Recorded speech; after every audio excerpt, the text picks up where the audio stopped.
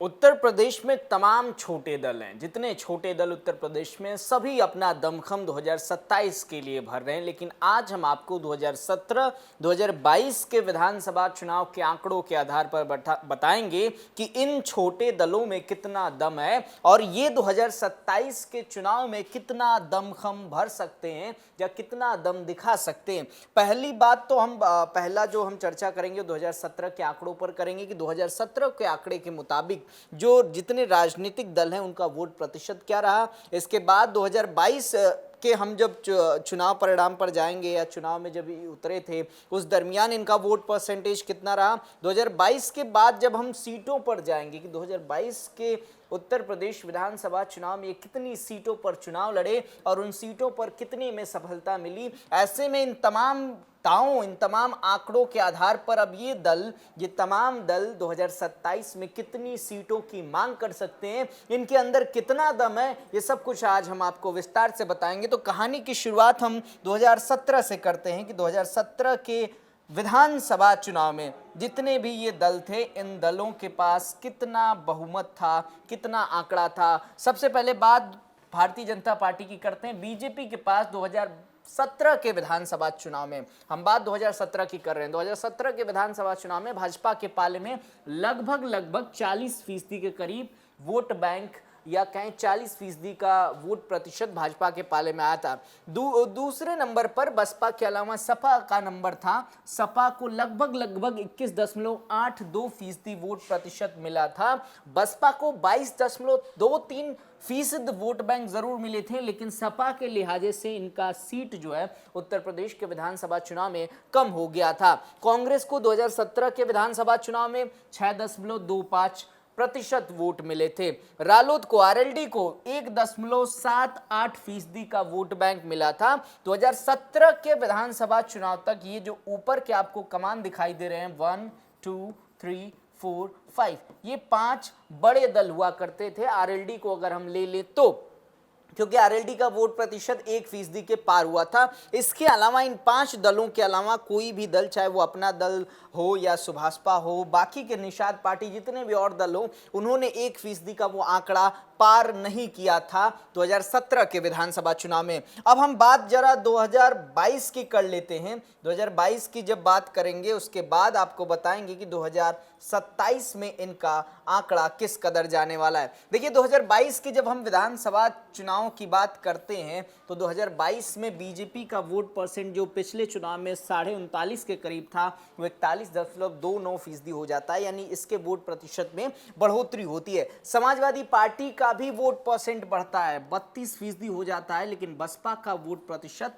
कम हो जाता है। जो 2017 के विधानसभा चुनाव में सपा से ज्यादा था उसमें कमी आती है और जो सीटें होती हैं वो भी एक हो जाती है। यानी 2022 के विधानसभा चुनाव में बसपा, बहुजन समाज पार्टी के खेमे में 1 सीट आती है। इसका कारण ये बताया गया कि बसपा का जो वोट बैंक है वो यहां से सपा के पाले में शिफ्ट हो गया और जब वोट परसेंट शिफ्ट हुआ तो सीटों का ये आंकड़ा गिरकर 1 पर आ गया। ये कहानी 2017 में किस ओर जाने वाली है ये भी हम आपको बताएंगे। लेकिन कांग्रेस का वोट परसेंट 2022 के विधानसभा चुनाव में 2.33% था। जो 6% 2017 में था वो 22 में आकर लगभग आधे से ज्यादा कम हो जाता है। रालोद का वोट परसेंट बढ़ता है, सिंबल थोड़ा गड़बड़ हो गया है, AI वाला सिंबल है इसलिए थोड़ा वो जो हैंडपंप है वो गड़बड़ हो गया है। लेकिन रालोद का जो वोट परसेंट है वो 2.85% होता है। 1.62 से लगभग 1% का वोट प्रतिशत आरएलडी का यहाँ पर बढ़ता है। अभी हम सीटों का भी आपको आंकड़ा बताएंगे कि ये सीट में कितना इजाफा होता है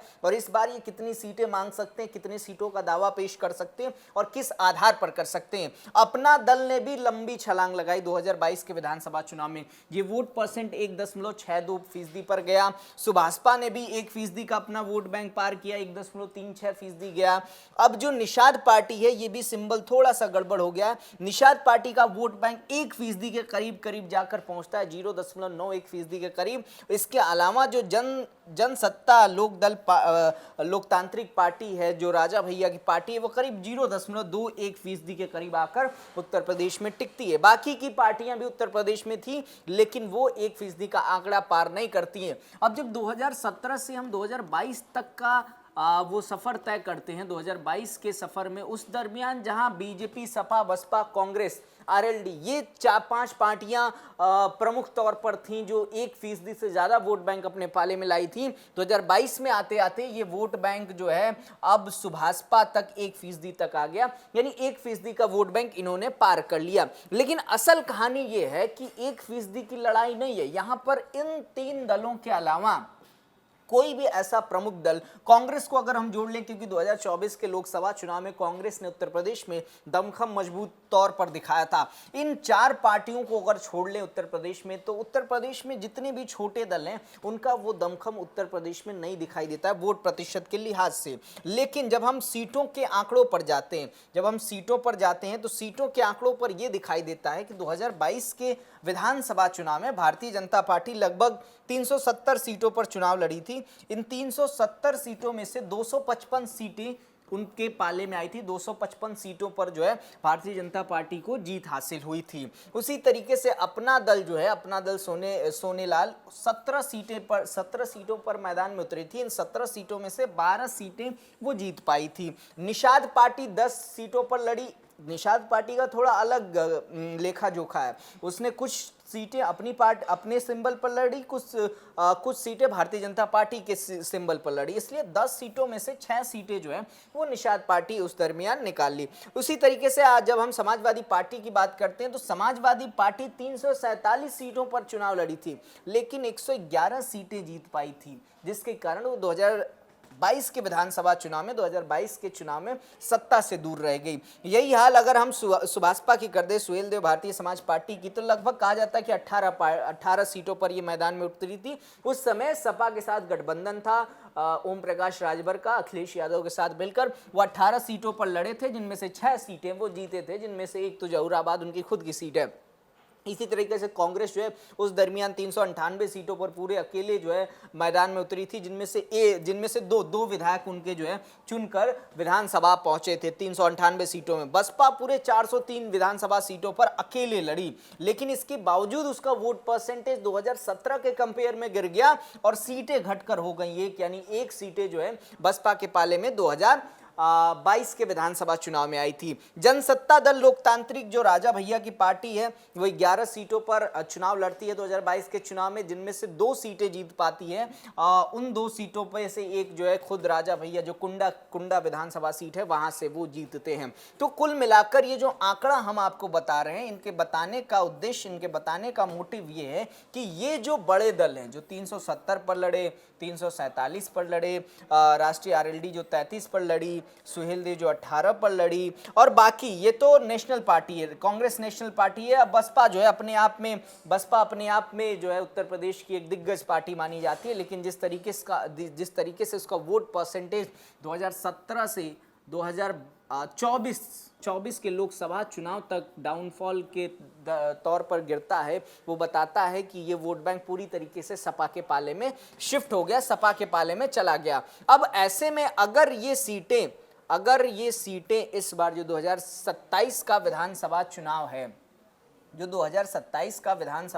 है, इसमें अगर ये छोटे दल अपना ये वोट परसेंटेज दिखाकर कहते हैं कि हमें 33 से बढ़ाकर, मान लीजिए आरएलडी कहती है कि 33 सीटों पर पिछली बार हमने चुनाव लड़ा था, इस बार कम से कम 40 सीटें दे दीजिए, तो हो सकता है कि जो एनडीए खेमा, क्योंकि इस समय आरएलडी एनडीए के साथ है, तो एनडीए कहेगी कि आपका वोट परसेंटेज और आपका सीटों का जो आंकड़ा है या जो सीटें निकल कर आती हैं वो बेहद कम है, इसलिए हम आपको उतनी सीटें नहीं दे सकते क्योंकि आपका जीत का वोट परसेंटेज कम है। ऐसे में जो वोट परसेंटेज हमने आपको पहले दिखाया, जिनमें हमने बताया कि ये वोट परसेंटेज लगभग 1% के करीब केवल सुभाषपा, अपना दल और रालोद का है। तो इनको लेकर ये कहा जा रहा है कि जो सीटों का बंटवारा होगा, वो सीटों का बंटवारा उनके पिछले चुनाव के आकलन के आधार पर, वोट परसेंटेज के आधार पर, उनकी सीटें जीतने के आधार पर इस बार बांटा जाएगा। साथ में ये भी कहा जाएगा कि इस बार जो आपके उम्मीदवार हैं केवल उन क्षेत्रों में रखिए जिन क्षेत्रों में आपके जीतने की संभावना 80% से अत्यधिक है, क्योंकि जो पिछली बार 8 सीटें अगर आप निकालें हैं, 6 सीटें अगर सुभाषपा निकाली है, तो इन सीटों पर आप उम्मीदवार उतार लीजिए, इसके अलावा अगर आपका कोई समीकरण बैठता है तो फिर उन सीटों पर बातचीत होगी, उन सीटों पर कहानी गढ़ी जाएगी। लेकिन जब हम उत्तर प्रदेश के सभी दलों की बात करते हैं जिनमें इनके उभरने की बात होती है, तो उसमें सबसे बड़ा नाम आता है आरएलडी का, और उसके बाद आता है सुभाषपा का, उसके बाद आता है अपना दल का। पहले नंबर पर आती है रालोद आरएलडी, दूसरे नंबर पर आती है सुभाषपा, तीसरे नंबर पर आती है अपना दल, क्योंकि इनके वोट परसेंटेज में इजाफा हुआ है। अब यही तीन दल इस बार, हालांकि निषाद पार्टी भी इस बार लाइन में लगी हुई है, क्योंकि निषाद पार्टी ने भी लंबी छलांग लगाई है, लगभग 1% का वो वोट परसेंटेज जो है इन्होंने छुआ है। तो इस बार निषाद पार्टी भी कोशिश कर रही है कि जो सीटें पिछली बार मिली थी उसमें 10%, 15% बढ़ा कर मिल जाए। लेकिन जो खबर आ रही है भाजपा के अंदर से वो ये आ रही है कि इस बार भाजपा 60 से 70 सीटों के अंदर तमाम जितने इनके सहयोगी दल हैं सबको समेटना चाह रही है। और भारतीय जनता पार्टी का ये भी कोशिश है कि आप अगर सीटें मांग रहे हैं, अगर आपको लगता है कि आप 30 सीटों पर लड़ सकते हैं, तो आप इन 30 सीटों का समीकरण लेके आइए कि किस आधार पर आप जीत सकते हैं। समीकरण के अलावा आपके उम्मीदवार कैसे हैं ये बताइए। इसके अलावा अगर आप बीजेपी के सिंबल पर लड़ते हैं तो आपकी जीत की संभावना कितनी है,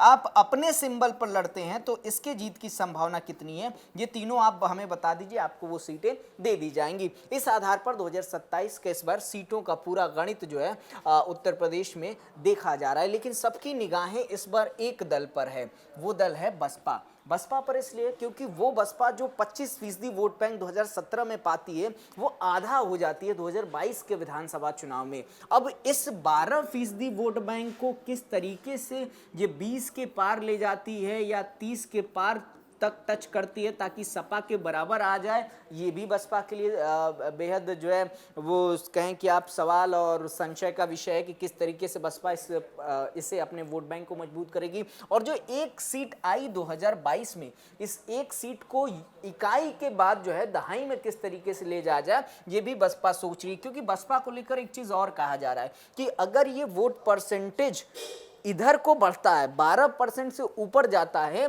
तो सपा का वोट परसेंट मान के चलिए कि नीचे आएगा, क्योंकि जो वोट यहां तब्दील हुआ है वो वोट नीचे भी तब्दील होगा। हालांकि इन तमाम छोटे दलों में 2-3 छोटे दल और हैं जो इस बार उत्तर प्रदेश के विधानसभा चुनाव में उतरने जा रहे हैं। एक तो चंद्रशेखर की पार्टी है, वो उतरेगी। आजाद समाज पार्टी, चंद्रशेखर की पार्टी भी इस बार मैदान में उतरने जा रही है। अपनी जनता पार्टी यानी स्वामी प्रसाद मौर्य भी इस बार विधानसभा के चुनाव में उतरने जा रहे हैं। एएमआईएम भी, असदुद्दीन ओवैसी भी आने जा रहे हैं। असदुद्दीन ओवैसी का भी वोट परसेंटेज लगभग 1.5% के करीब है। भले वो सीटें ना जीते, लेकिन जो मुस्लिम वोट बैंक है उत्तर प्रदेश का, वो सपा से एएमआईएम काट सकती है। तो कुल मिलाकर उत्तर प्रदेश का जो 2027 का विधानसभा चुनाव है वो ना केवल वोट प्रतिशत पर टिका हुआ है, ना केवल सीटों के बंटवारों पर टिका हुआ है, बल्कि इस बात पर भी टिका हुआ है कि इन तमाम छोटे दलों में से जो बड़े दल हैं वो सीटें किसको कितनी देंगे, जो गठबंधन के साथ आ रहे हैं। एनडीए इन छोटे दलों को कितनी सीटें देगी, ये बड़ा विषय है। कांग्रेस को नहीं, रालोद को, सुभाषपा को, निषाद पार्टी को, इन्हें जो है कितनी सीटें देगी, ये बड़ा विषय है। इस बार क्या जनसत्ता दल लोकतांत्रिक यानी राजा भैया की पार्टी पिछले बार की जितनी सीटों पर अपने उम्मीदवार उतारे थे उससे ज्यादा उतारेंगे? क्या इस बार सुभाषपा जो पिछली बार 18 सीटों पर उतरी थी वो ज्यादा सीटों पर उतरेगी? क्योंकि इनकी मांग भी यही है कि हम जो है इस बार पिछले से ज्यादा सीटों पर उतरेंगे। खैर, अब पूरा गणित जो है उत्तर प्रदेश का विधानसभा चुनाव को वो इसी बात पर अटका हुआ है कि ये तमाम दल किस आधार पर सीटों की मांग अपने दलों के साथ रखेंगे और उन मांगों पर जो बड़े दल हैं वो किस तरीके से मुहर लगाएंगे। आपको क्या लगता है? अपना जवाब नीचे कमेंट सेक्शन में लिखकर बताइएगा और ऐसी तमाम खबरों के लिए देखते रहिए राष्ट्रवाणी। नमस्कार।